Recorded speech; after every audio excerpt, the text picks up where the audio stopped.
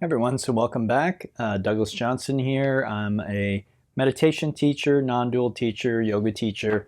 I'm a certified Kilobees inquiry facilitator and an ordained minister. So I want to share with you just about spirituality in general. And today I wanted to share with you the most important thing. So when we're looking to we're interested in spirituality or interested in improvement or whatever it is, you might say the most important thing. And a lot of times we're not interested in spirituality, we're not interested in improvement unless this thing has happened. And so the most important thing is admitting that there's a problem, admitting that there can be improvement, admitting, right, that there could be more possible. So sometimes when people introduce me to their friends or other people and they want, hoping that I can help them, you can tell sometimes that people, especially younger people, sometimes they won't admit to themselves that there's even a problem. They think that if there's a problem, all they need is time and they'll figure it out. And I remember thinking this myself. So it's a very common sort of young person attitude. You know, I don't need the spirituality. You know, that's for old folks. That's a bunch of BS. It's superstition, things like that. But this is very important on every level. And again, a lot of the health problems we're seeing now where we might go to the doctor and she might say, oh, you are pre-diabetic, and it looks like you're going to need hip replacements in a couple of years. And they list off these different problems. You're getting hypertension, whatever it is. And we just sort of take it laying down. And a lot of times they might say, oh, this is common for people your age. I would question that narrative if I were you. And again, I would kind of assume like, well, maybe this is a problem. Maybe this indicates a problem. So again, I've been doing this series and I'll continue this series, but the first talk in Being Human, right, the missing manual, was walking, getting out and walking. Again, as far as I'm concerned, this is a non-negotiable for human beings to be happy and healthy.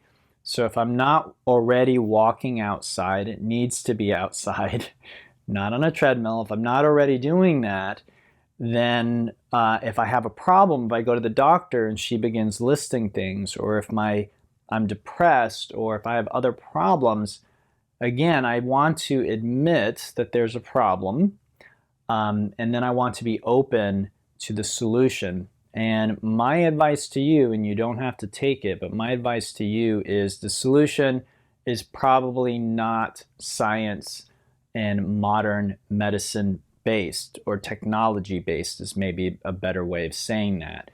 So I don't think the solution is a shiny new pill or prosthetic or surgery. The solution is probably how you're using your body in relation to the environment around you. So that's going to be food, it's going to be sleep, that's going to be stress, which means meditation and yoga. That's going to be movement, exercise, again, yoga and walking, things of that nature. So very important, because if we don't admit to ourselves that there's a problem, we're not going to improve anything. We're not going to change, and we're not going to want to change. We're not going to think that there's a need to change. So it's just important to self-reflect and to notice things like, am I truly, really happy? You know, very often what we do as human beings is we project in the future, I will be happy when, and then we just, even though we're miserable in the moment, we assume, well, all I need to do is achieve this goal and then happiness will come rolling in. So I like to tell students, don't postpone happiness. Like, you need to find a way of being happy like right now. And that's my experience most of the time. I do experience what I call dark nights, and those are pretty much defined periods of, might think of it as like a spiritual crisis or spiritual growth, actually. A lot of times growth is accompanied by crisis. So dark nights, I don't see them as bad things. I think that they are just a natural kind of ebb and flow. What we want to experience is most of the time we're living really joyously, peacefully. We're at our edge. We're being challenged in a good way by life, and we're meeting that challenge. So if that's not your experience, again, that might be something we could reflect on and be like, okay, well, maybe I could improve the situation. So this is much like Alcoholics Anonymous or other recovery programs. I know they used to, I don't know if they still do this, but there used to be that ritual of you would say your name and then you say, and I'm an alcoholic. And the whole basis behind that is, again, admitting that, right? Admitting there's a problem, because one of the problems with alcoholics or other people who have other addictions, is they won't admit it, right? I can stop anytime. I'm fine. It's not a problem. I just like it. I enjoy it. I enjoy a drink. Leave me alone, or whatever it is. So really, really important for you in your own life to, again, identify the areas where maybe there could be improvement and be willing to explore ideas that maybe are out of what you're used to exploring to resolve those problems. And what I mean by that is, usually if we knew the answer to the problem, there wouldn't have been a problem in the first place, right?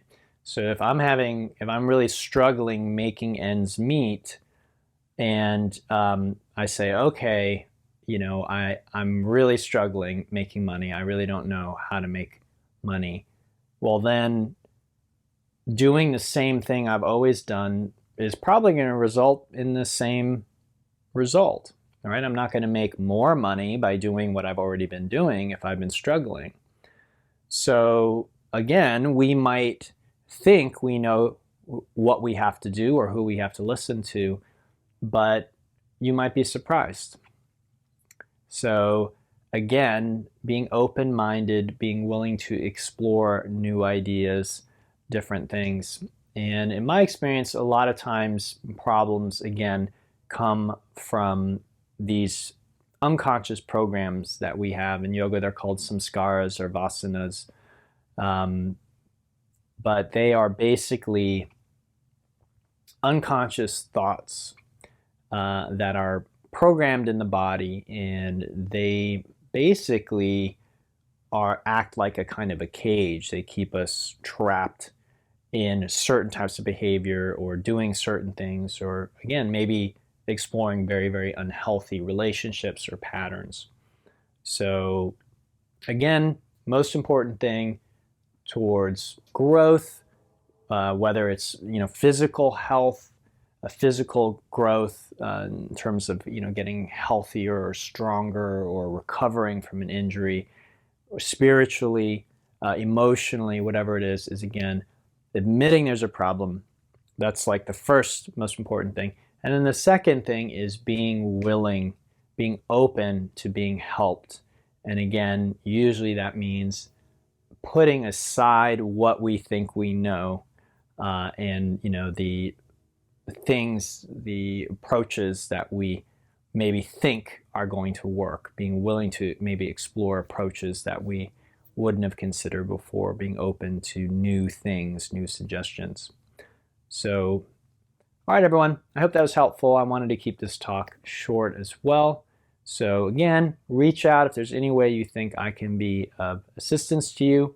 And again, if you want to help me, check out Patreon. There's extra content on there, and I post things on there by other creators and authors and teachers that I think are of value. So please check that out. I'm also doing streaming classes on there, and you can just join those classes. You don't have to pay extra.